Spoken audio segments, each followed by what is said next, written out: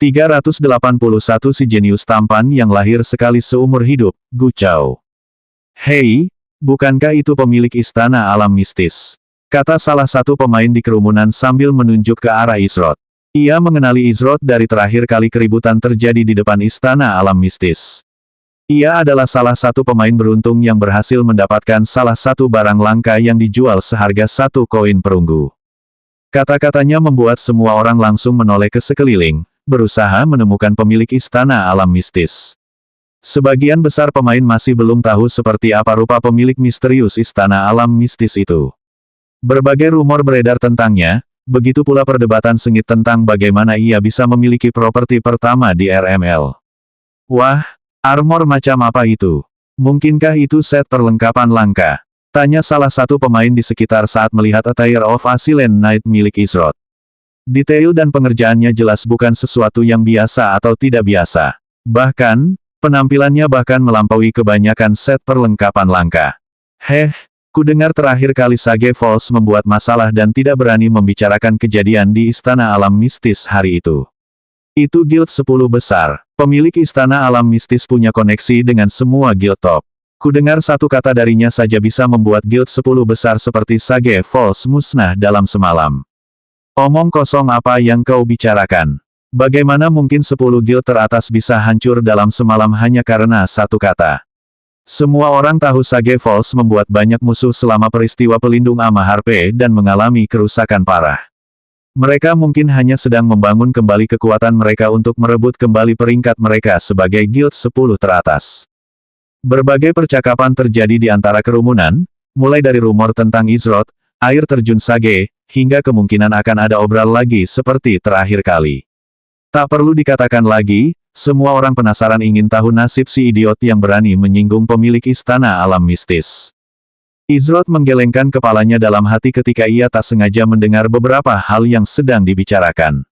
Sebenarnya, satu-satunya alasan ia mengadakan obral besar-besaran terakhir kali adalah untuk memberi Sage Falls pelajaran kecil.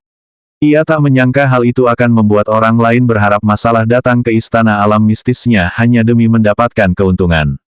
Adapun orang ini, sejujurnya, Izrod tidak tahu harus berkata apa tentang orang yang berada di balik semua keributan ini. Izrod bisa melihat bahwa orang ini bukanlah ancaman, namun, kecerdasannya jelas kurang memuaskan. Meskipun begitu, Izrod tak bisa tidak mengagumi dedikasi mereka. Orang ini sudah berjam-jam di luar sana, memanggil dan ingin bertemu dengannya. Yah, aku nggak bisa biarkan semuanya begini saja. Kita lihat saja apa rencananya. Izrod melangkah maju dan berkata, ku dengar kau sedang mencari pemilik istana alam mistis. Katakan padaku, siapa kau dan apa urusanmu denganku? Orang yang baru saja menggigit lidahnya dan meronta kesakitan itu mendongak ke arah Izrod. Awalnya, ia diam saja karena sepertinya sedang mengamati Izrod. Orang yang dimaksud adalah seorang pemuda berusia awal hingga pertengahan 20-an dengan rambut hitam pendek, mata coklat tua, dan wajah yang tampak tampan, namun sulit bagi kebanyakan orang untuk menyadarinya karena lapisan lemak yang menutupinya. Dia cukup gemuk dan bulat, tetapi baju besi berlapis yang dikenakannya, serta palu kecil di sisinya, ternyata semuanya adalah perlengkapan langka. Kau, apa kau pemilik istana alam mistis? Lalu rumor-rumor itu. Raut wajahnya terkejut saat melihat Izrod. Rumor, kata Izrod. Aku tak percaya rumor itu salah. Aku sudah menduganya. Bagaimana mungkin ada orang setampan aku, Gu Chao? Ahahaha, iya, tak perlu khawatir. Si jenius tampan ini akan berbagi beberapa tips kecantikan pribadinya denganmu.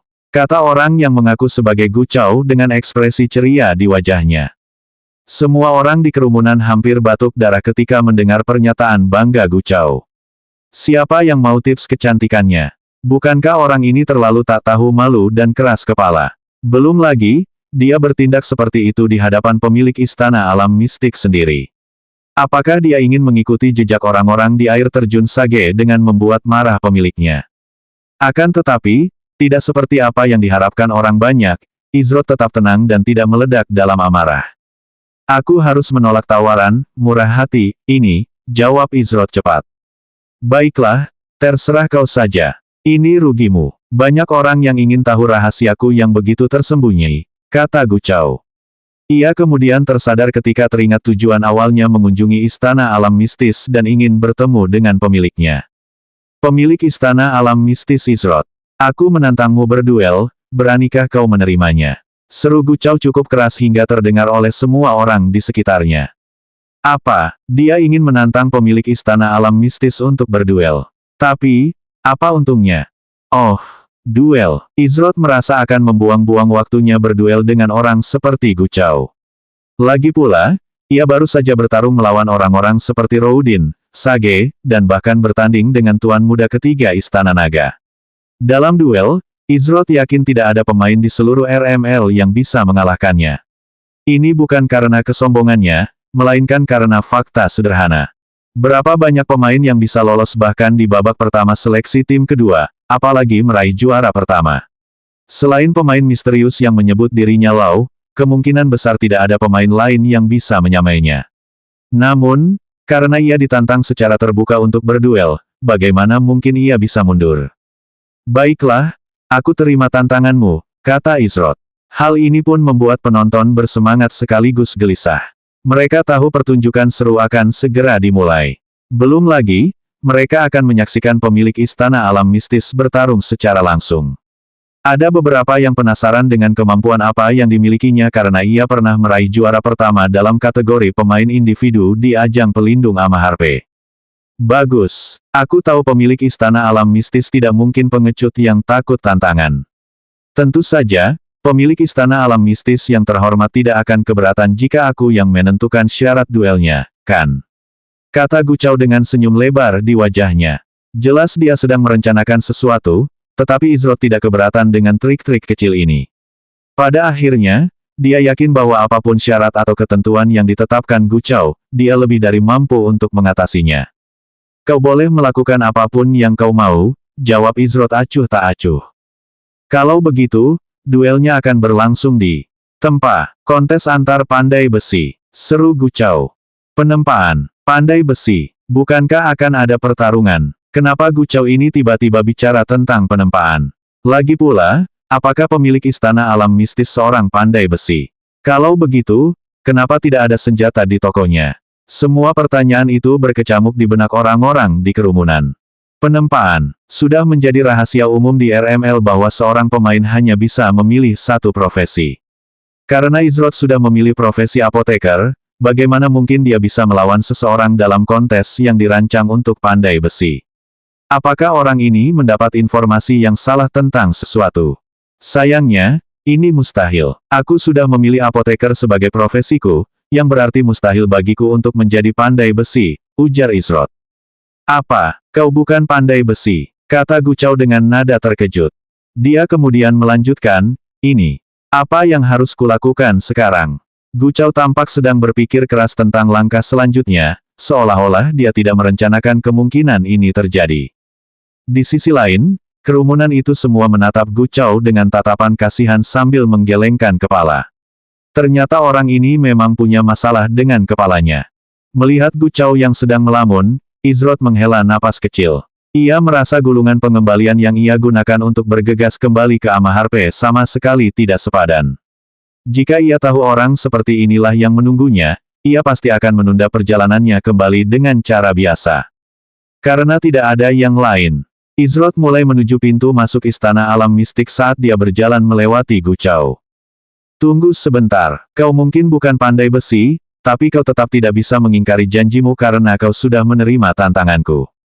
Bagaimana kalau begini? Gucao menggigit lidahnya di tengah kalimat, membuatnya menutup mulut karena rasa sakit. Meskipun ia menurunkan sensitivitas rasa sakit ke pengaturan minimum, itu tidak mengubah rasa sakitnya sama sekali. Namun, Gucao tetap berbicara di tengah rasa sakitnya sambil melanjutkan, aku bukannya tidak masuk akal. Bagaimana kalau begini? Siapapun yang bisa mengeluarkan peralatan paling mengesankan adalah pemenangnya. Meskipun ucapannya terdengar agak aneh karena ia mencoba berbicara tepat setelah menggigit lidahnya, ucapannya masih cukup jelas untuk dipahami oleh mereka yang hadir. Namun, kerumunan langsung riuh. Kamu punya perlengkapan langka yang lengkap, apa kamu tidak tahu malu? Seberapa tidak tahu malunya kamu? Ya, pertama, Kau ingin menantangnya bertanding antar pandai besi saat dia jadi apoteker, sekarang begini. Brengsek, cepat mati saja agar kita bisa berjualan. Si gendut ini, semua orang geram dengan kelakuan Gu Chao.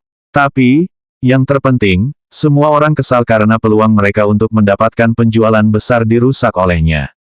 Kenapa dia tidak bisa membuat masalah saja seperti orang-orang dari Sage Falls itu? Kenapa otaknya harus sekacau ini? Kalian semua, bagaimana bisa kalian menyebut si tampan jenius sekali seumur hidup ini tak tahu malu? Ibu kalian tak tahu malu. Seluruh keluarga kalian tak tahu malu. Itu siapa itu? Siapa yang berani memanggilku gendut tadi? Gu Chao tak henti-hentinya membalas setiap hinaan dengan hinaannya sendiri. Tentu saja, hal ini membuat kerumunan berbalik melawannya dan sebagian besar dari mereka ingin mencekiknya sampai mati saat itu juga. Cukup, kalian semua bahkan tidak membiarkanku menyelesaikannya. Senjata yang kupilih untuk kuambil haruslah senjata ciptaanku sendiri. Nah, bagaimana menurutmu, mau terima atau tidak? Gu Chao meraung sambil mendengus kesal pada kerumunan sambil mengalihkan perhatiannya kembali ke Isrot. Bagaimana mungkin orang-orang ini semua bersekongkol untuk menyerangnya dan menyebut seorang jenius sekali seumur hidup yang tampan dan tak tertandingi seperti dirinya, tak tahu malu. Bahkan dia punya harga diri. Ternyata si gendut ini tidak sepenuhnya tidak tahu malu, komentar salah satu pemain di kerumunan. Gu Chao memilih untuk mengabaikan komentar itu sambil berkata kepada Isrot, aku ingin membuat taruhan persahabatan. Jika aku menang, aku ingin menjadi pemilik istana alam mistis dan mengubahnya menjadi toko senjata dan sirah. Jika kau menang, baiklah, pemuda jenius yang tampan ini akan bersedia mengikutimu secara pribadi dan memanggilmu kakak. Meskipun aku menderita beberapa kerugian dari perjanjian ini, mau bagaimana lagi? Gu Chao menghela napas saat mengucapkan beberapa kata terakhir itu. Hal ini membuat orang yang baru saja mengomentari perilakunya muntah darah karena marah. Kesepakatan macam apa itu? Bagaimana mungkin dia bilang dialah yang rugi? Jelas sekali dia mencoba memanfaatkan pemilik istana alam mistis dari taruhan ini. Di sisi lain, Isrot merasa jika ia tidak mengurus ini sekarang, Gu Chao ini tidak akan menyerah begitu saja. Tentu saja, ini jauh dari taruhan yang adil, namun Gu Chao tidak tahu apa yang sebenarnya akan ia hadapi. Saya kira saya memerlukan bantuan seseorang untuk menjalankan beberapa tugas. Sekalipun Gu Chao adalah pandai besi tingkat 5, ia tetap tidak akan mampu menempa peralatan berkualitas epik. Sekalipun ia berhasil membuatnya secara ajaib, mustahil baginya untuk menempa peralatan dengan sifat tipe pertumbuhan. Artinya, sekalipun Gu Chao menempa peralatan legendaris, ia tetap akan kalah. Lagi pula, mereka tidak menilai dari kualitas murni, melainkan dari peralatan mana yang lebih mengesankan secara keseluruhan. Baiklah, aku akan menerima tantanganmu dengan syarat yang telah kau pilih, jawab Isrot. Kerumunan itu terkejut. Dia menyetujui persyaratan konyol seperti itu. Mungkinkah dia takut kehilangan muka jika tidak menerimanya? Namun, tidak ada yang akan menyalahkannya karena tidak menerima persyaratan yang tidak adil seperti itu. Sungguh konyol. Bagus, sangat bagus. Biarlah semua orang di sini menjadi saksi bahwa pemilik istana alam mistis benar-benar orang yang menepati janjinya. Gu Chao mengumumkan dengan nada sedikit gembira. Sejujurnya, ia tak pernah menyangka Isrot akan menerima taruhannya secara terbuka. Ini kesempatan besar. Kalau begitu, aku pergi dulu, kata Gu Chao sambil mengeluarkan sebuah benda dari inventarisnya. Benda itu adalah pelindung dada berlapis lembut dengan aura samar di sekelilingnya, yang mengingatkan kita pada lautan luas saat melihatnya. Ia mengangkatnya dengan bangga agar semua orang bisa melihat dan mengamatinya. Ketika ia mengeluarkan benda itu dari inventarisnya, kerumunan itu tercengang. Apakah ia benar-benar menempa benda ini sendirian?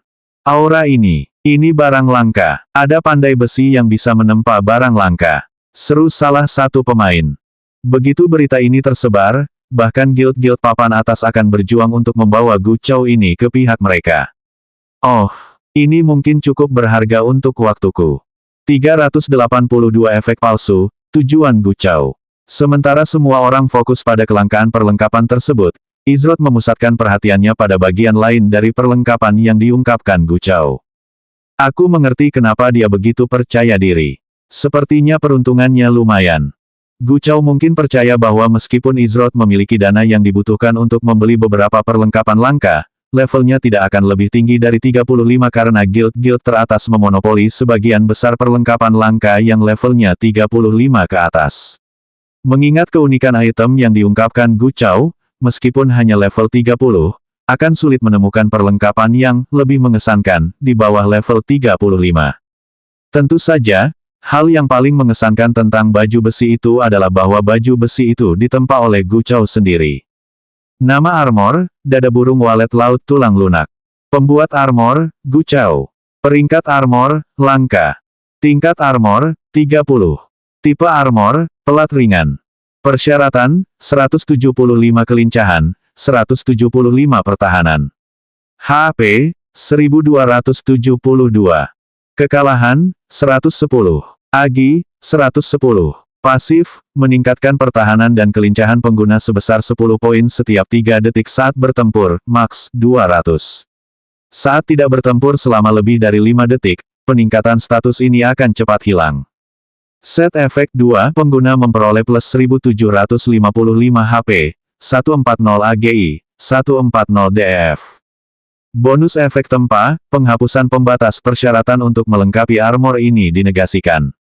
Bonus efek tempa, aliran tulang lunak mengalihkan 12% dari semua kerusakan yang diterima pemakainya sebagai kerusakan murni terhadap penyerang asli, min, 62 kerusakan, maks, 517 kerusakan. Catatan khusus, peralatan ini merupakan bagian dari Softbone Sea Swallow Set, dan bila dikenakan bersama peralatan lain, akan memberikan manfaat ekstra kepada pengguna. Peti burung walet laut tulang lunak ini tidak akan kalah dengan armor langka level 35 dengan efek set dan efek tempa bonusnya, bahkan mungkin armor langka level 40 yang lebih lemah pun tidak akan sebanding. Di dalam RML, para pandai besi diberi instruksi cetak biru yang harus diikuti untuk berhasil menempa senjata. Namun, ini bukan batas kemampuan para pandai besi. Ada sesuatu yang disebut efek tempa yang diimpikan setiap pandai besi untuk dimiliki sebagai salah satu perlengkapan tempa mereka. Sederhananya, efek tempa adalah manfaat atau keahlian tambahan yang ditambahkan ke sebuah perlengkapan setelah pandai besi menyempurnakan cetak biru dan material aslinya.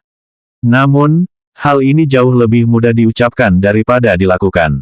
Jika seseorang mampu menambahkan satu efek tempa ke sebuah perlengkapan, mereka akan sangat dihargai oleh guild mereka. Lalu, bagaimana jika seseorang berhasil memiliki dua efek tempa pada satu perlengkapan? Hal itu sungguh luar biasa.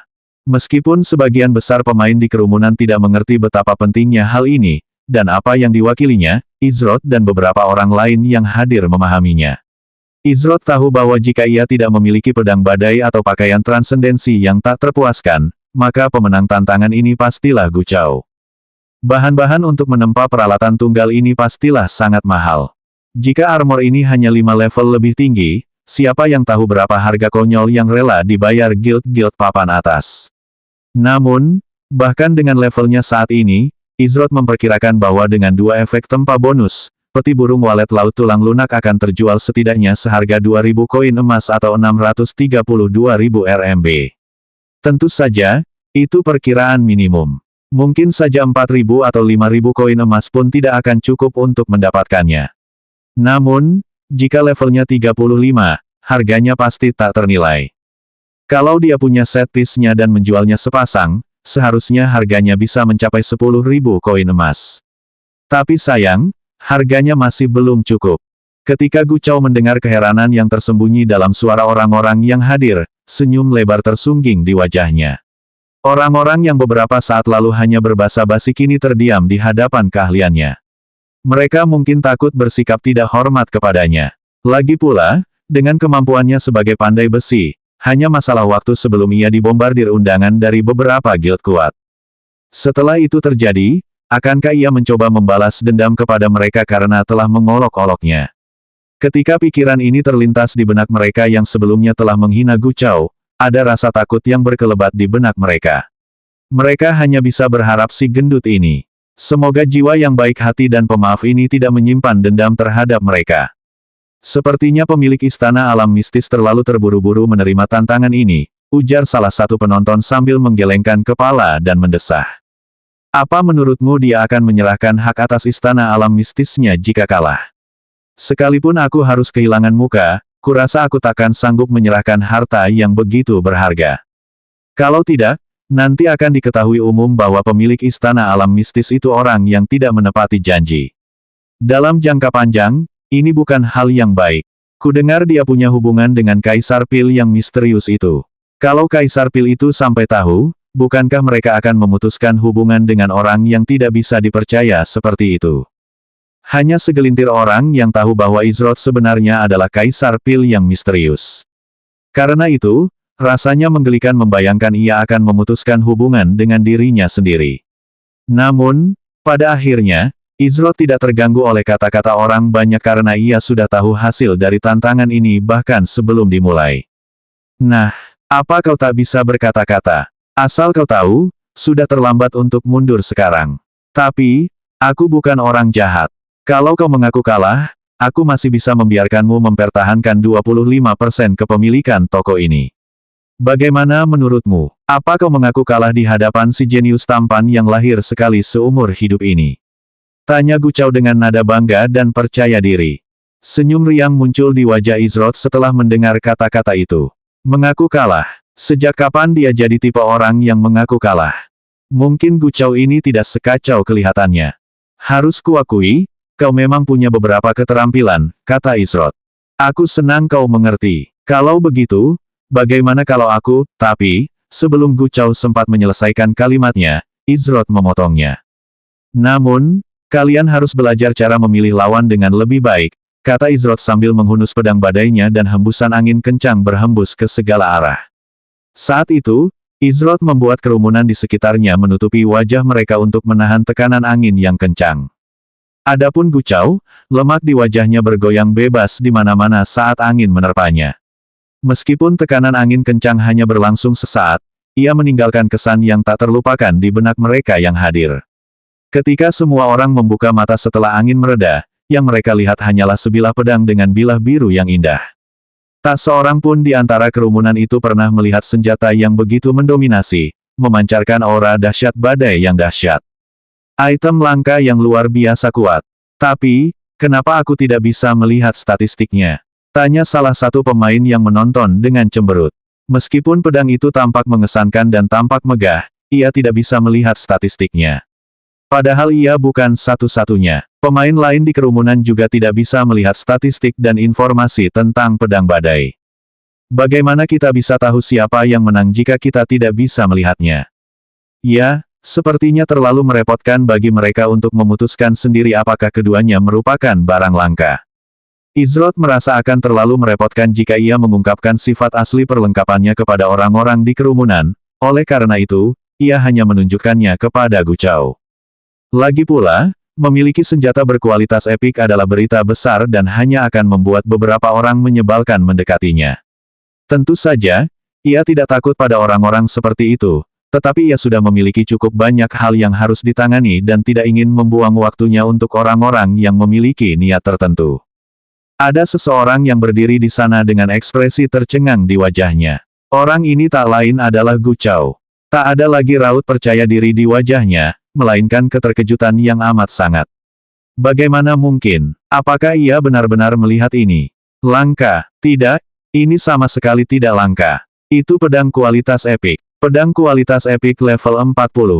Ia bahkan tak percaya bahwa benda kualitas epik pertama telah ditemukan, namun kini benda itu ada tepat di depan matanya.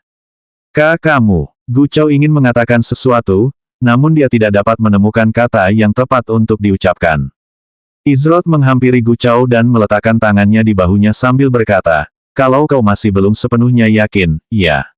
Izrod memutuskan untuk melangkah lebih jauh dengan memperlihatkan pakaian transendensi yang tak terpuaskan miliknya kepada Gu Chao.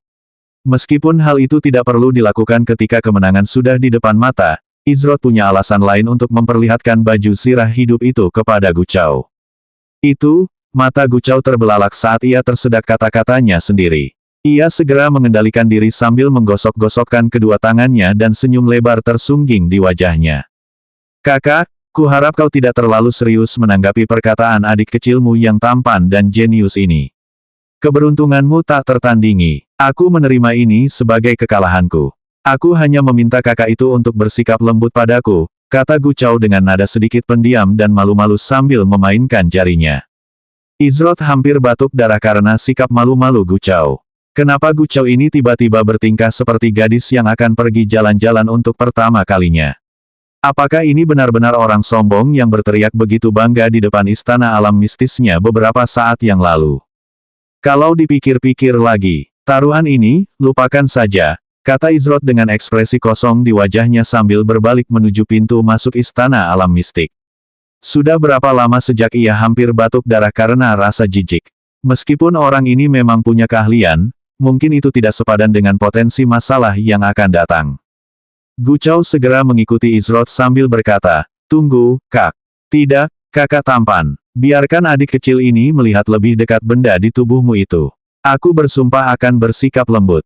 Gu Chao menggigit lidahnya sambil meringis kesakitan.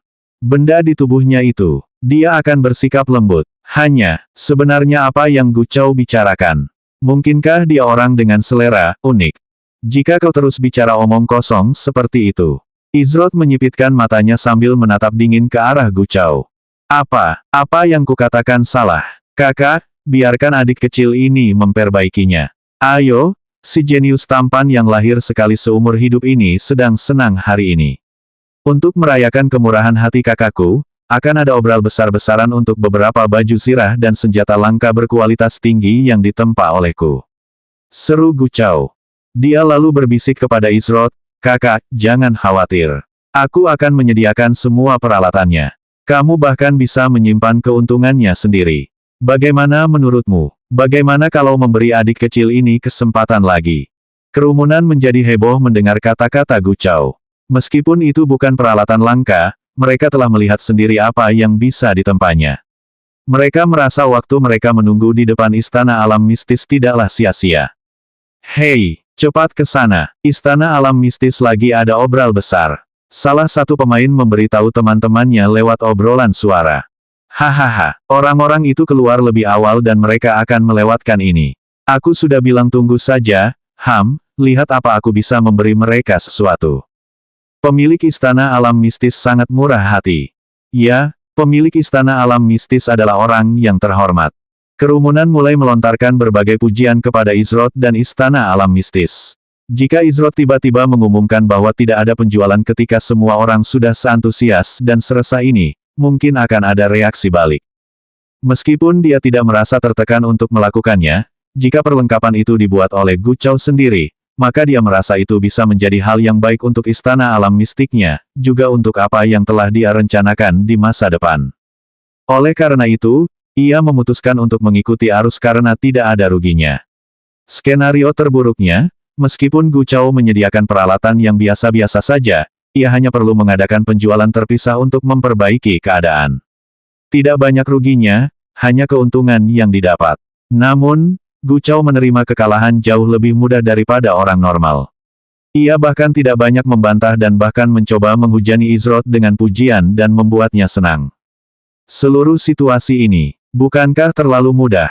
Lagi pula, jika Gu Chao benar-benar pandai besi yang berbakat, seharusnya dia langsung menyadari bahwa pedang badai di punggung Izrod memiliki kualitas yang lebih tinggi daripada kualitas langka, atau setidaknya, melebihi kualitas peti burung walet laut tulang lunak miliknya. Orang ini, apakah ini yang dia incar selama ini? Menarik, Gu Chao ini ternyata tidak sesederhana kelihatannya. Kalau begitu, istana alam mistis akan mengadakan obral besar dalam 1 jam ke depan. Izrod mengumumkan dengan lantang dan jelas agar semua orang yang hadir dapat mendengarnya. Begitu kata-kata itu resmi terucap dari mulutnya, sorak-sorai penonton semakin keras. Gu Chao, di sisi lain, hanya berdiri di sana dengan senyum riang tersungging di wajahnya.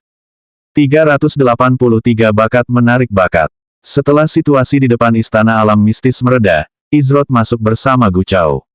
Sementara itu, kerumunan di luar, beberapa langsung menuju pintu masuk istana alam mistis begitu Izrod melangkah masuk. Hal ini karena mereka yakin tidak ada yang ingin tertinggal. Meskipun masih ada 1 jam tersisa hingga waktu penjualan, mereka percaya lebih baik mencegah daripada mengobati. Izrod, bersama Gu Chao, memasuki ruang konferensi. Meskipun Izrod telah menjanjikan penjualan besar, ia tidak akan sembarangan memajang barang di istana alam mistisnya. Oleh karena itu, ia perlu memeriksa kualitas karya Gu Chao dalam hal senjata dan zirah langka. Tentu saja, Izrod tidak terlalu khawatir mengingat Gu Chao mampu menempa sesuatu seperti peti burung walet laut tulang lunak. Saat Izrod memeriksa barang-barang yang dikeluarkan Gu Chao dari inventarisnya, Gu Chao tetap berdiri di sana dengan senyum lebar tersungging di wajahnya sambil menjelaskan detail barang-barang yang ia tunjukkan kepada Izrod. Saat memeriksa barang-barang tersebut, Izrod memperhatikan bahwa level rata-ratanya berada di kisaran level 30-35. Namun, ada beberapa barang yang levelnya mencapai level 30-an ke atas. Meskipun hanya perlengkapan langka, kualitasnya secara keseluruhan jauh lebih tinggi daripada kebanyakan perlengkapan yang biasa ditemukan di ruang bawah tanah oleh pemain rata-rata.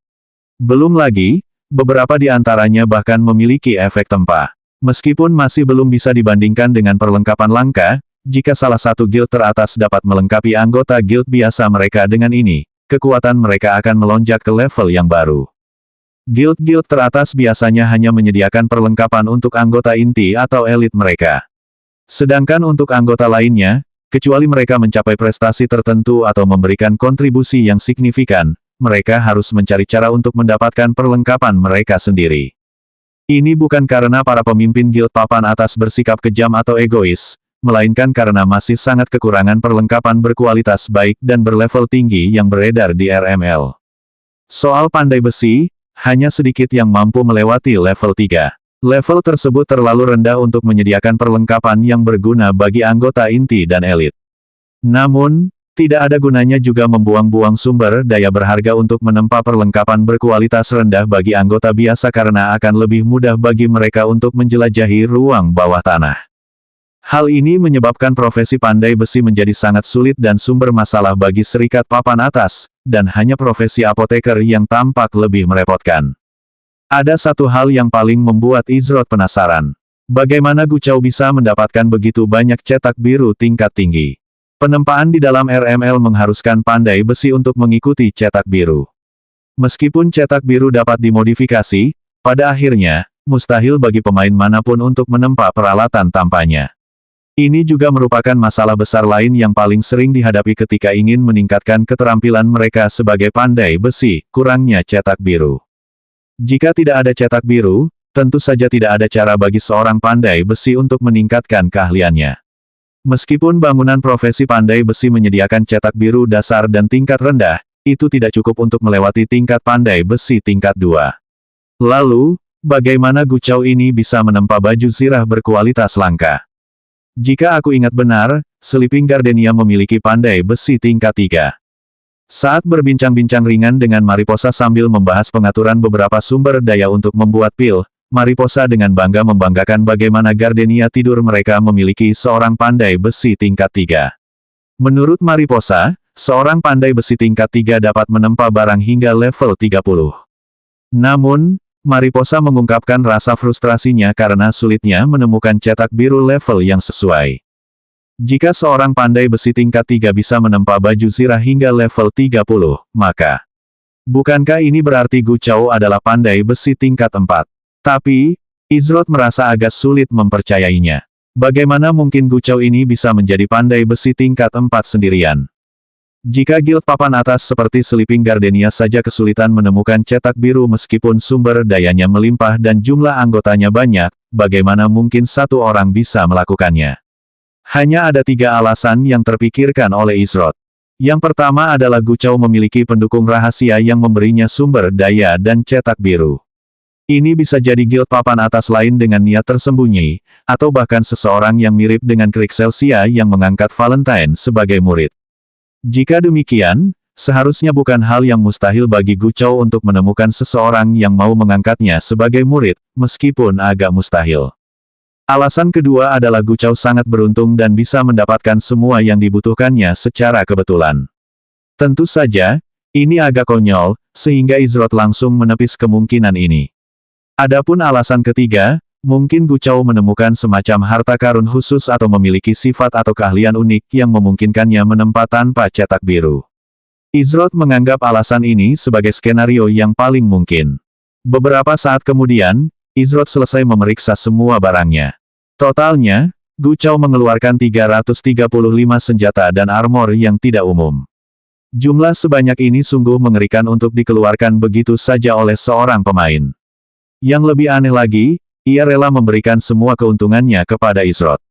Berdasarkan harga perlengkapan yang tidak umum saat ini, Izrod memperkirakan nilai total 335 barang yang tidak umum tersebut, termasuk yang memiliki efek tempa, akan mencapai sekitar 5.025 koin emas atau 1.587.900 RMB.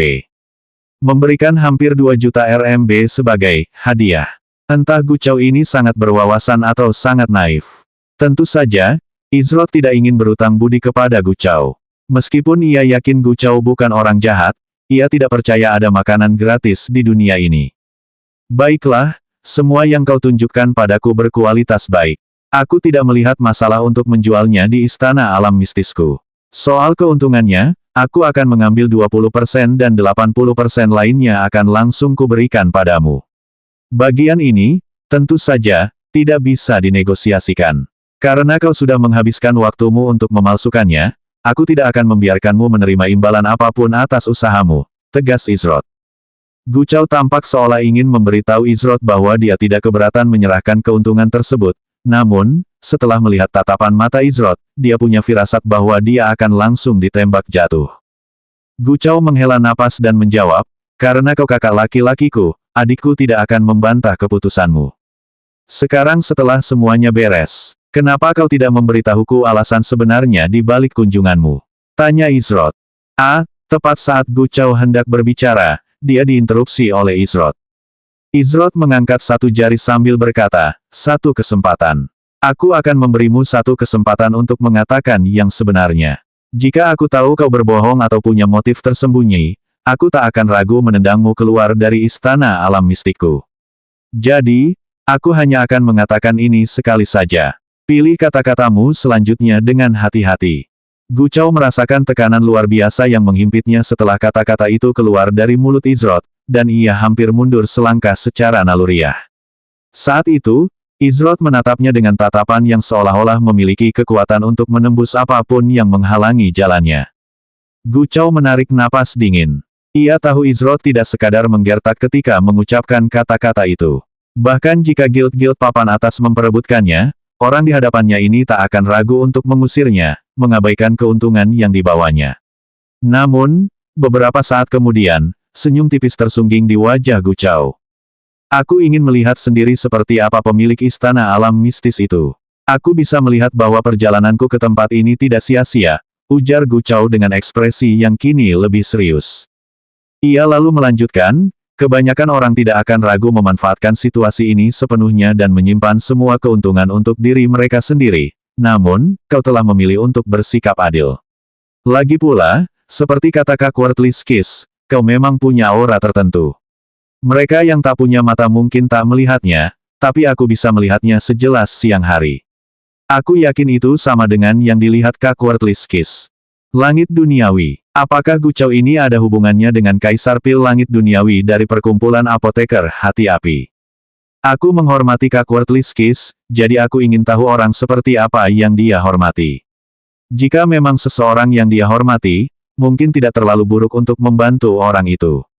Aku bahkan lebih yakin setelah melihat apa yang telah kau capai dalam waktu sesingkat itu, kata Gu Chao sambil teringat pedang badai milik Izrod dan pakaian transendensi yang tak terpuaskan. Belum lagi, fakta bahwa dia pemilik toko pemain pertama di RML. Ia kemudian melanjutkan, tentu saja, jika aku memenangkan istana alam mistis. Itu juga tidak akan terlalu buruk. Kuharap dengan ini, Kakak Izrod tidak ragu lagi bahwa aku akan mengikutinya. Meskipun begitu, kau dipersilakan untuk bertanya pada kakak langit duniawi. Aku yakin dia akan menjaminku, kata Gu Chao sambil tersenyum. Saya mengerti, jadi seperti ini. Tampaknya orang-orang berbakat memang menarik orang-orang berbakat lainnya. Seberapa besar kemungkinan Worthless Kiss bisa mendapatkan seseorang seperti Gu Chao yang juga dianggap sebagai pemain papan atas di antara para pemain? Jika memang begitu, maka ini bukan kesepakatan yang buruk bagi Izrod. Lagi pula, rasanya seperti mendapatkan dua talenta top dengan harga satu. Tidak akan lama lagi, Para naga tersembunyi mulai meninggalkan gua mereka. Ada yang memberitahuku bahwa keseimbangan kekuatan antara para pemain dan guild di RML akan mengalami perubahan drastis dalam waktu dekat. Sebelum itu terjadi, aku harus membangun pijakan yang lebih kokoh. Izrod yakin masih ada talenta lain seperti Worthless Kiss dan Gu Chao di luar sana, namun, mereka entah bersembunyi atau menjadi rahasia-rahasia suatu guild. Semuanya tinggal menunggu waktu yang tepat untuk meraih hasil maksimal. Ketika keadaan sudah cukup terguncang, saat itulah pohon-pohon yang berdiri tegak tumbang dan pohon-pohon baru yang penuh kehidupan akan tumbuh. Izrod mengangguk kecil, menyetujui kata-kata jujur Gu Chao. Jika Gu Chao berbohong padanya tadi, dia pasti tidak akan ragu untuk mengusirnya dari istana alam mistik dan tidak akan pernah berbicara dengannya lagi. Karena kau ingin mengikutiku, aku akan dengan senang hati menyambutmu. Namun, perlu diingat bahwa aku akan membalas kebaikan 10 kali lipat dan penghinaan 1000 kali lipat. Soal bagaimana kau menanggapi kata-kata ini, terserah padamu, kata Izrod dengan santai. Nanti, serahkan saja apapun yang berhubungan dengan penempaan kepadaku. Barang-barang yang diciptakan oleh jenius tampan yang hanya lahir sekali seumur hidup ini tidak mungkin bisa dibandingkan dengan sampah yang ditemukan di pelelangan. Gu Chao menggigit lidahnya di tengah kalimat saat ia kembali ke perilakunya sebelumnya. Izrod menggelengkan kepalanya dalam hati saat dia melihat Gu Chao meringis kesakitan karena menggigit lidahnya. Setelah dia menyelesaikan percakapannya dengan Gu Chao, seperti yang dijanjikan Izrod, 1 jam kemudian dia mengadakan penjualan besar di Istana Alam Mistik yang memamerkan perlengkapan langka yang ditempa sendiri oleh Gu Chao. Tak perlu dikatakan lagi, Istana Alam Mistis dipenuhi pemain yang ingin mendapatkan perlengkapan tingkat tinggi. Para pemain saling dorong untuk masuk. Dalam sekejap mata, semua perlengkapan terjual habis dan tak ada satupun yang tersisa di Istana Alam Mistis. Izrod memberikan Gu Chao bagian 80% sesuai janjinya dan menyimpan sisa 20% keuntungan untuk dirinya sendiri. Setelah masalah ini selesai, Gu Chao memutuskan untuk berpamitan dengan Izrod setelah menjelaskan bahwa ia memiliki beberapa urusan lain yang harus diselesaikan.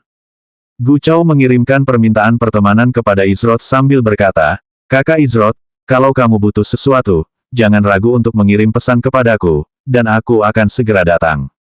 Mungkin kelihatannya tidak, tapi aku punya cukup banyak koneksi. Aku mungkin kenal beberapa pandai besi lain yang mungkin mau mengikuti kakak Izrod. Aku penasaran apakah dia juga mau menerima mereka." Gu Chao menggosok-gosokkan kedua tangannya sambil tersenyum lebar. "Selama mereka orang yang dapat dipercaya, tidak akan ada masalah untuk menerima mereka," ujar Izrod. Sebenarnya, Izrod tidak terlalu peduli dengan orang berbakat. Sebaliknya, ia menginginkan orang yang dapat dipercaya. Keahlian seseorang dapat diasah dan ditingkatkan dalam RML, namun, jika seseorang tidak dapat dipercaya, kemungkinan besar hal itu tidak akan pernah berubah. Oleh karena itu, inilah persyaratan minimum Izrod dalam hal menerima individu. Aku tahu kakak Izrod sedang sibuk, jadi aku tidak akan mengganggu lagi. Aku akan kembali ke sini beberapa hari lagi bersama yang lain yang sudah kubicarakan. Jangan lupa sampaikan salamku pada kakak Worthless Kiss saat kau bertemu dengannya, kata Gu Chao sambil berpamitan dengan Izrod sebelum pergi. Sekarang, kurasa aku harus mulai bersiap untuk besok. Penyerbuan Blue Oasis akan dilakukan besok, dan masih banyak yang harus diselesaikan Izrod sebelum itu. Meskipun ia agak kecewa karena harus menunggu begitu lama untuk bersentuhan dengan hukum kekosongan, bukan berarti ia akan mengesampingkan peningkatan kekuatan jurus kesempurnaan kekosongan kaisar tanpa batas miliknya. Lagi pula, meskipun memiliki hukum kekosongan adalah cara tercepat, itu bukan satu-satunya cara. 384 menyumpahi. Karena Blue Oasis akan memimpin penyerbuan, Niflheim telah memberitahu Izrod bahwa ia tidak perlu khawatir membeli ramuan kesehatan atau mana untuk penyerbuan karena ramuan tersebut akan disediakan untuk mereka. Sedangkan untuk persiapan tambahan yang ingin ia lakukan, ia harus menggunakan dananya sendiri. Namun, hanya ada 2 hal yang perlu dilakukan Izrod sebelum penyerbuan. Pertama, ia mencoba meningkatkan peringkat skill Boundless Emperor Void Perfection miliknya, dan yang kedua, ia ingin menggunakan sos miliknya. Izrod telah mendengar berkali-kali dari berbagai individu bahwa sumbernya masih dalam tahap awal. Ia yakin hal ini berkaitan dengan tingkat sifat esensi jiwanya. Setelah membuka kompatibilitas sumber sempurna, esensi Izrot meluap ke seluruh tubuhnya dan rasanya seperti banjir besar yang telah membobol bendungan. Awalnya, perubahannya hampir tidak terlihat.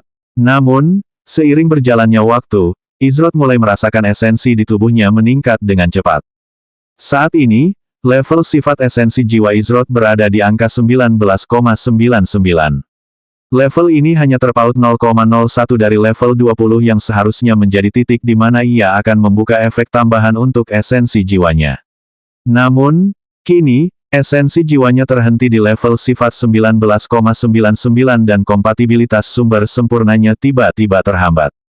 Setelah menemukan titik itu, Izrot mencoba melakukan mantra sumber. Meskipun sangat lambat, setidaknya, mantra itu seharusnya bisa memberinya 0,01 terakhir yang ia butuhkan untuk mencapai tingkat sifat level 20. Namun, setelah mencoba selama hampir 2 jam tanpa hasil, Izrot mulai menyadari ada yang tidak beres. Seharusnya tidak butuh waktu selama ini untuk mencapai level sifat esensi jiwaku yang hanya 0,01. Belum lagi, kompatibilitas sumber sempurnaku juga berhenti berfungsi, yang pasti bukan kebetulan. Apakah ada metode khusus yang harus kugunakan untuk mencapai level 20? Atau memang butuh waktu lebih lama?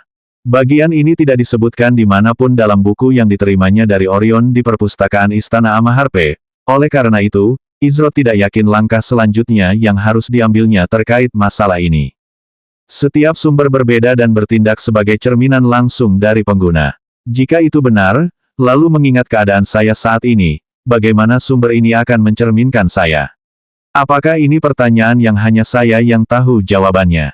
Mungkin saya terlalu memikirkannya. Saya harus mundur selangkah dan melihatnya dari perspektif yang lebih luas.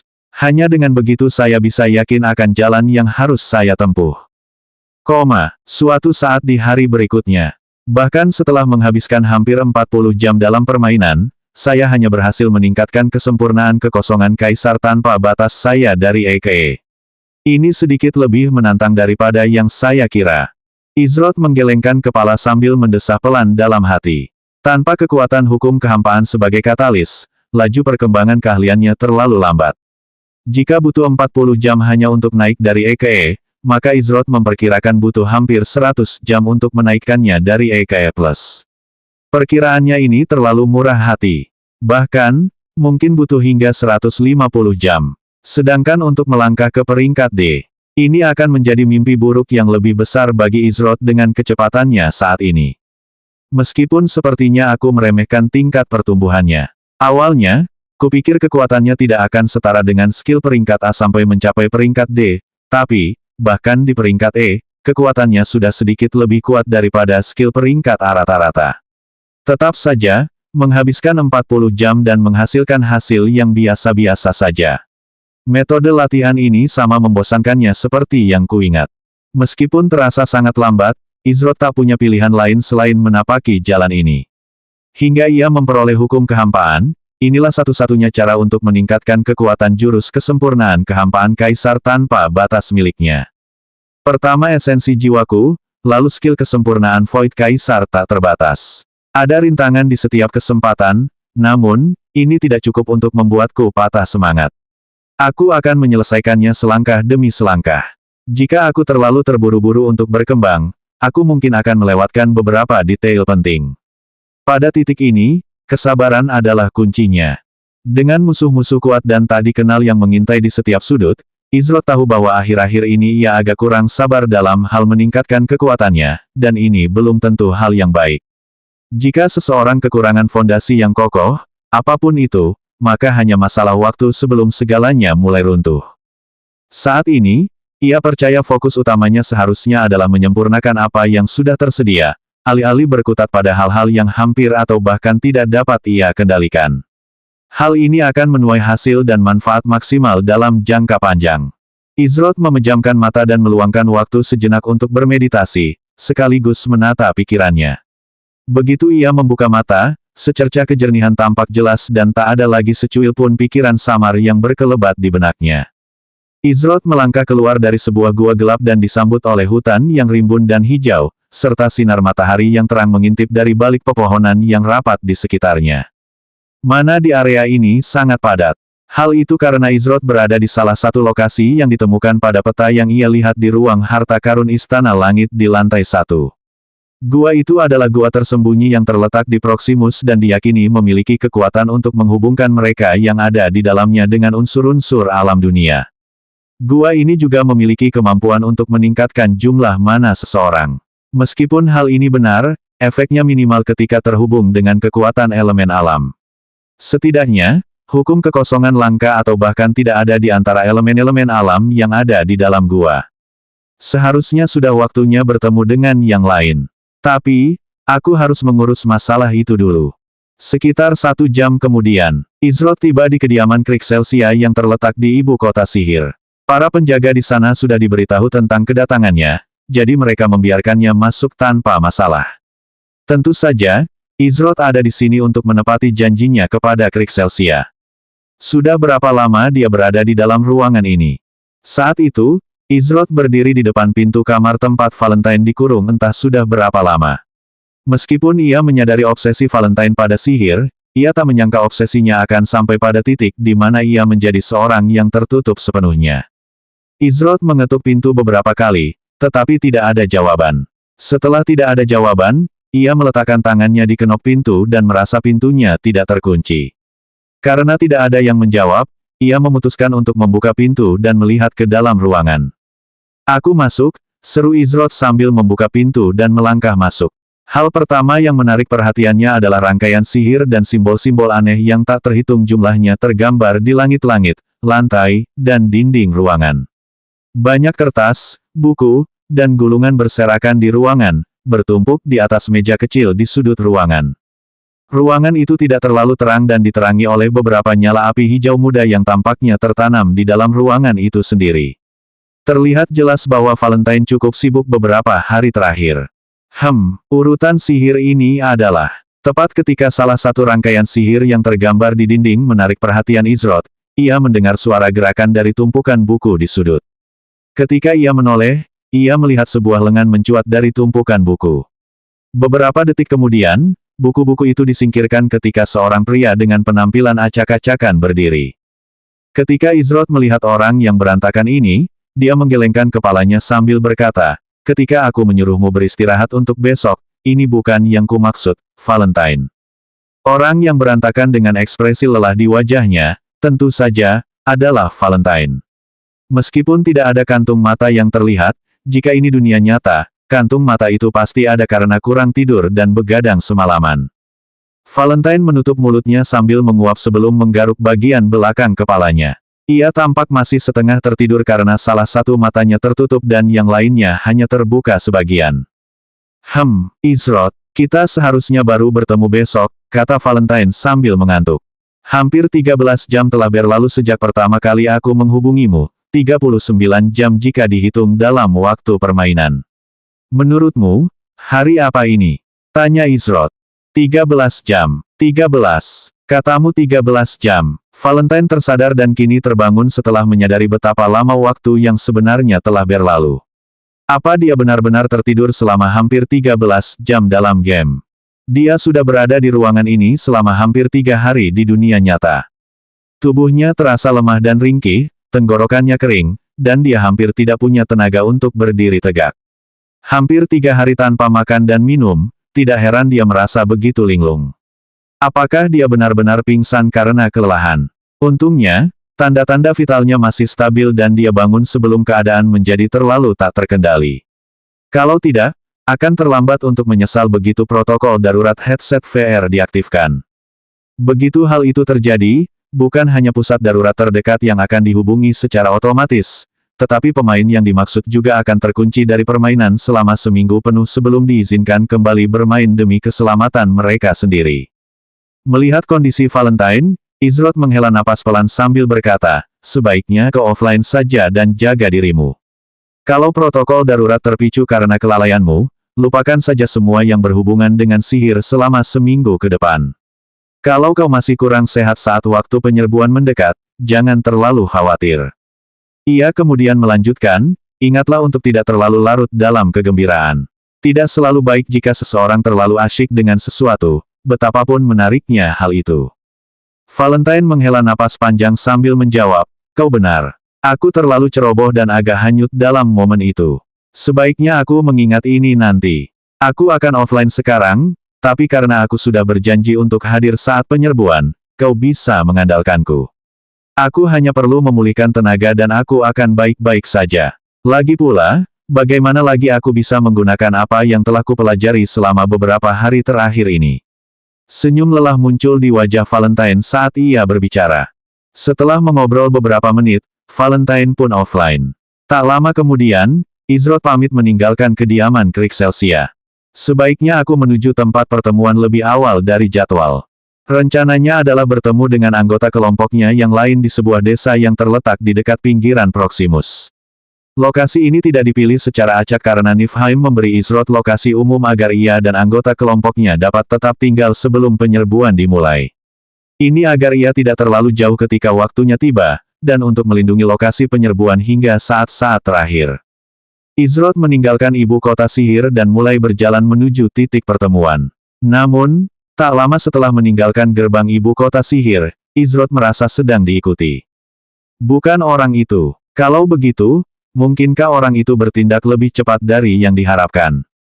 Izrod yakin orang yang mengikutinya bukanlah Aru. Lagi pula, karena Izrod sudah tahu keberadaannya, tak ada lagi alasan baginya untuk bersembunyi.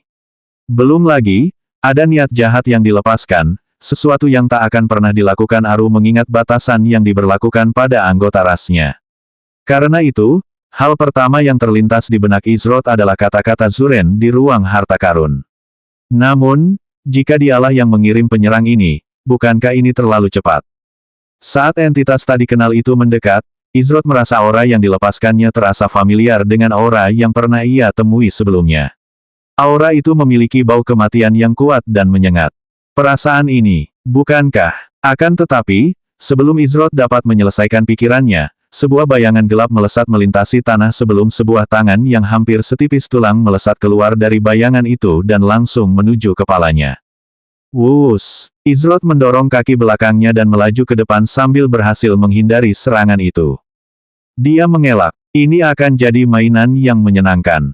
Aku harus berterima kasih kepada Tuan karena telah menugaskanku tugas ini. Sebuah suara menakutkan terdengar dari bayangan gelap saat sesosok kurus dan kurus muncul dari tanah. Sosok ini bermata merah menyala, berkulit abu-abu, bergigi setajam silet, dan berkuku panjang dan tajam yang menyerupai cakar.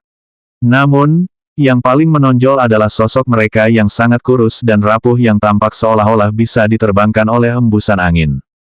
Begitu, jadi bukan dia. Rasanya aku hampir lupa soal ini. Ternyata kutukan ini tidak sia-sia. Manusia, kau telah menyinggung seseorang yang tak mungkin tersinggung. Kau boleh melupakan semua pikiran tentang hari-hari damai lainnya selama kau hidup di dunia ini. Tapi, jangan khawatir. Kau tak perlu mengkhawatirkan ini lama-lama, kata sosok kurus itu dengan suara serak dan menyeramkan. Nama, Dark Bones Nekinigos Elit Langka. Tingkat, 50. HP, 85.100%. Elit langka. Ini yang pertama. Pada saat yang sama Nekinigos muncul, Izrod menerima peringatan dari sistem. Peringatan sistem, karena pasif kutukan Netherworld Anda telah menerima misi, diburu makhluk Netherworld.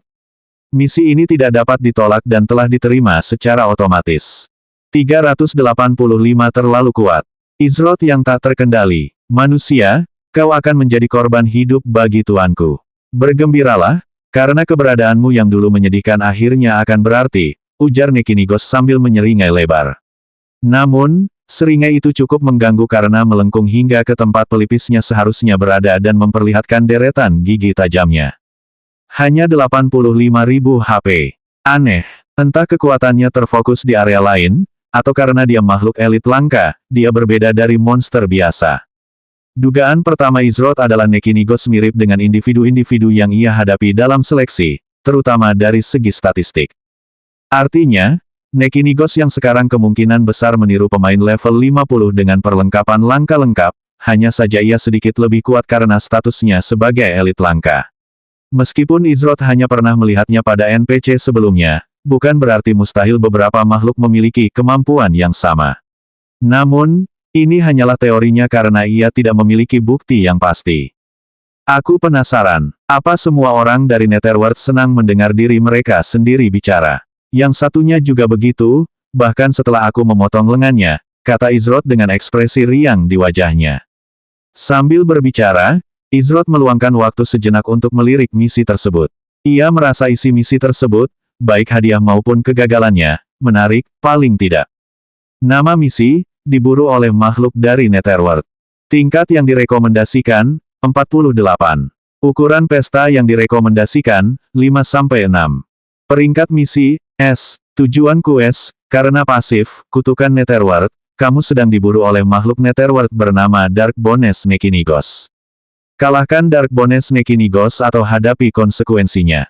Batas waktu, 1 jam. 0/1 hilangkan tulang gelap Nekinigos. Hadiah. Buka akses ke Netherworld Exchange. X8, Voucher Roh. Dapatkan plus 225 ketenaran dunia. Kegagalan. Kalah minus 5 level. Kehilangan minus 500 ketenaran dunia. Minus 25% peluang terjadinya penghapusan keberadaan. Catatan khusus, misi ini dapat dibagikan ke sejumlah pemain manapun selama mereka terpengaruh oleh pasif kutukan Netherworld. Pertukaran Netherworld. Karena ini adalah misi peringkat S, hadiahnya seharusnya tidak bisa dianggap remeh.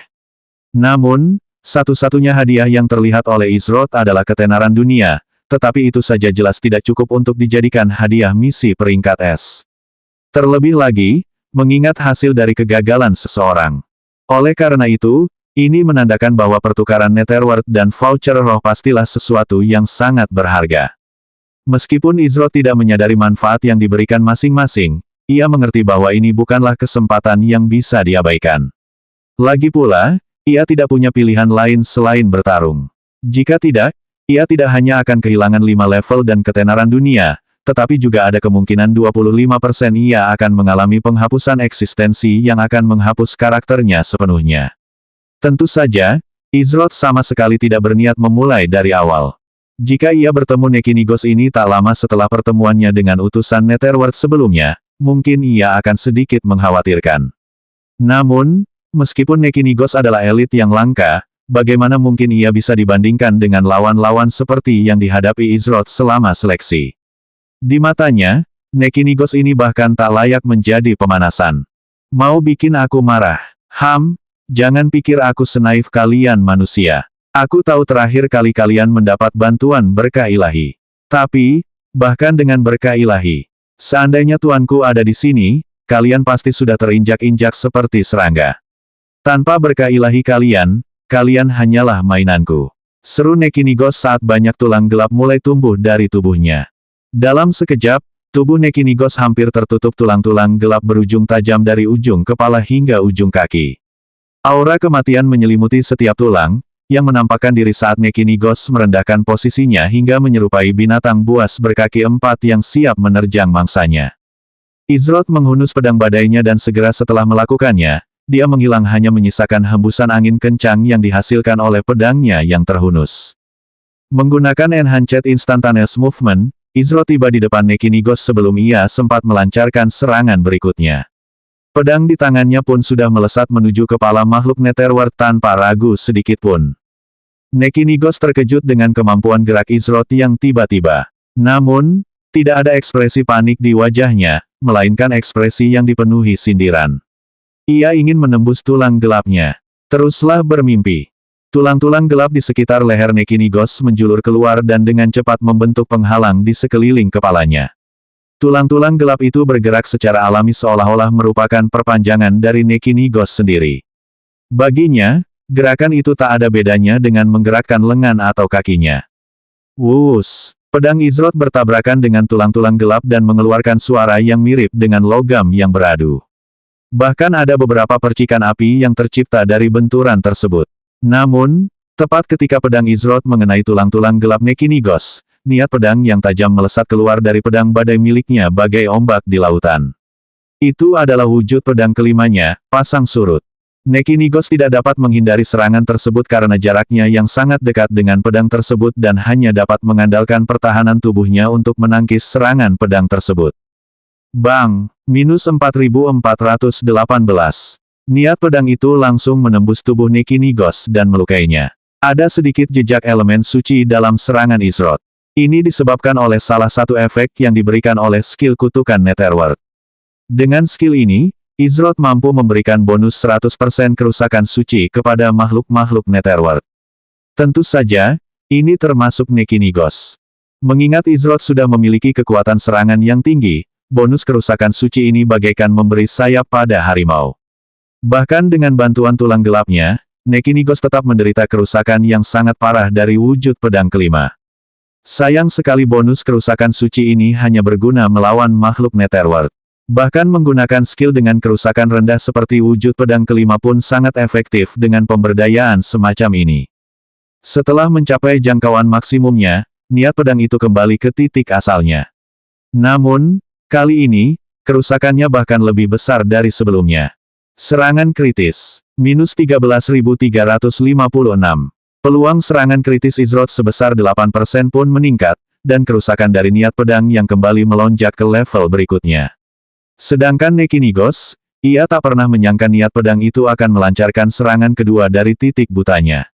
Yang paling membuatnya tercengang adalah kenyataan bahwa niat pedang Izroth ternyata membawa sedikit aura suci keji yang dibenci semua makhluk Netherworld. Tempat bersarang tulang-tulang gelap, Nekinigos meraung marah saat tanah dalam radius 30 meter mulai bergetar hebat. Beberapa detik kemudian, tulang-tulang gelap yang tak terhitung jumlahnya mulai muncul dari bawah tanah. Tiba-tiba, salah satu tulang gelap berubah menjadi salinan karbon Nekinigos. Satu-satunya perbedaan adalah salinan ini seluruhnya terbuat dari tulang-tulang gelap. Tak lama kemudian, tulang-tulang gelap lainnya mulai berubah menjadi salinan Nekinigos. Namun, waktu antara setiap kemunculan salinan baru terasa begitu lama. Izroth tak menghiraukan salinan-salinan Nekinigos ini saat ia terus maju melancarkan serangan berikutnya. Ia memutar tubuhnya sambil berputar cepat, sementara dua bilah bayangan muncul di belakang pedang badainya. Namun, tepat setelah dua bilah bayangan itu muncul, sesuatu yang aneh terjadi yang belum pernah terjadi sebelumnya ketika Izroth menggunakan serangan bayangannya. Selain serangan pedang pertamanya dan dua bilah bayangan yang mengikutinya, pedang di tangannya tampak terbelah menjadi dua, bayangan Fata Morgana dari serangan pedang pertamanya muncul bersama dua bilah bayangan lainnya. Ini membuat total dua pedang dan 4 bilah bayangan melesat ke arah Nekinigos. Di tengah-tengah aksi ini, Izroth telah mengubah posisi pedangnya agar sesuai dengan wujud pedang pertama, jalur yang berkonvergensi. Wus, wus, wus. Nekinigos dihujani serangan bertubi-tubi tanpa sempat bereaksi atau menjauh setelah menggunakan Dark Bonus Nesting Grounds-nya. Ada juga dua gelombang niat pedang yang sama persis dengan serangan yang dilancarkan sebelumnya. Tentu saja, bagian ini adalah pasif dari wujud pedang kelima Izroth, surutnya gelombang yang diaktifkan bukan hanya sekali, melainkan 2 kali. Namun, itu tidak berakhir di sini karena Nekinigos terkena tumpukan demi tumpukan stigma darah. Kemudian, setelah menuangkan sedikit esensi ke dalam pedang badai, aura yang mendominasi turun ke atas Nekinigos. Semua ini terjadi dalam sekejap mata. Serangan kritis. Minus 2763, serangan hantu. Minus 268, stigma darah. Serangan kritis. Minus 6775, serangan hantu. Minus 4418 bentuk pedang kelima, air pasang surut. Serangan kritis. Minus 10788, serangan hantu. Minus 536, stigma darah. Serangan kritis. Minus 2763. Serangan kritis. Minus 6775. Serangan kritis. Minus 10788. Minus 804, stigma darah. Minus 4418 bentuk pedang kelima, air pasang surut. Minus 6053, bentuk pedang kelima, serangan balik pasang surut. Minus 6053, bentuk pedang kelima, serangan balik pasang surut. Minus 46900, pedang berbahaya pertama, kehancuran. Deretan angka kerusakan membanjiri catatan pertempuran saat HP Nekinigos turun drastis. Senyum lebar yang sebelumnya tersungging di wajahnya kini tak terlihat lagi, digantikan oleh raut tak percaya. Apa yang terjadi? Bagaimana mungkin ia bisa dikalahkan sepenuhnya oleh manusia berpenampilan rapuh seperti bocah ini? Bukankah seharusnya ia lemah tanpa bantuan berkah ilahi itu? Sebelum Nekinigos sempat menyadari apa yang sedang terjadi, tubuhnya sudah mulai teriris dan hancur berkeping-keping. Ia bahkan tak sempat menggunakan kemampuannya dengan benar. Tulang-tulang gelap dan salinan karbon yang ia ciptakan telah berubah menjadi tumpukan debu. Mengecewakan sekali. Itulah kata-kata terakhir yang didengar Nekinigos dari mulut Izroth saat ia menyarungkan pedang badainya. Nekinigos mengulurkan tangannya ingin meraih Izroth, namun tangannya hancur berkeping-keping. Begitu saja, Nekinigos si tulang gelap telah tereliminasi. Kuat, terlalu kuat. Dengan kekuatan serangan seperti ini, apa pemain lain punya harapan untuk menyaingi Izroth? Bahkan elit langka level 50 pun dihabisinya tanpa mengerahkan seluruh kekuatannya. Ini, bagaimana mungkin sistem ini membiarkan pemain seperti ini ada? Peringatan sistem, selamat, Anda telah menyelesaikan misi, diburu makhluk dari Netherworld. Peringatan sistem, Anda telah membuka akses ke Netherworld Exchange. Anda dapat mengakses Netherworld Exchange langsung dari antarmuka sistem Anda.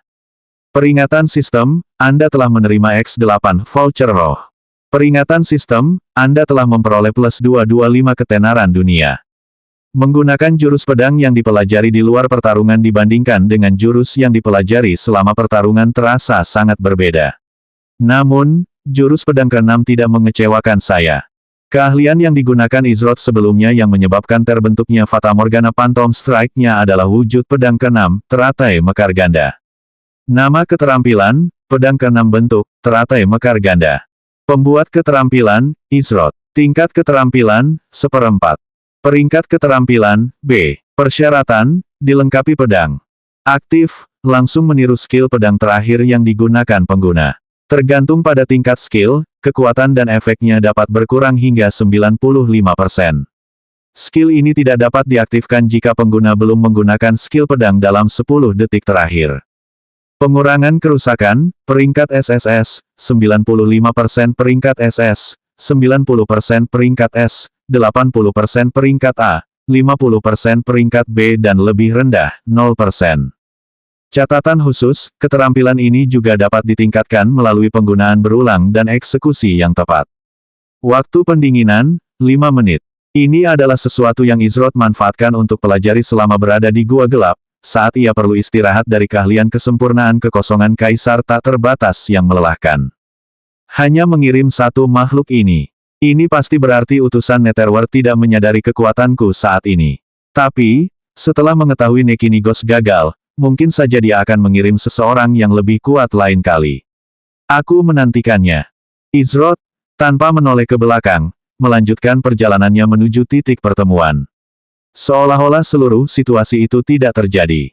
Quest peringkat S. Lelucon. Sebelum Izroth yang sekarang, mungkin saja quest itu adalah quest peringkat F. Namun, pertanyaannya tetap, berapa lama sistem akan membiarkan Izroth tanpa kendali? Sambil melanjutkan perjalanannya, Izroth membuka antarmuka sistemnya setelah memeriksa voucher roh yang muncul di inventarisnya. Tak perlu dikatakan lagi, ia penasaran dengan pertukaran Netherworld ini. Lagi pula, itu adalah hadiah yang diberikan kepadanya oleh misi peringkat S. Nama barang, Voucher Spirit Soulbound. Penggunaan, pengguna dapat menukar voucher ini dengan barang di Netherworld Exchange. Catatan khusus, item ini tidak dapat dihancurkan. Item ini hanya dapat diperdagangkan atau dihapus dari inventaris pengguna setelah digunakan untuk menukar item dari Netherworld Exchange. Selanjutnya ban 386 pertukaran Netherworld, tangan membantu musuh.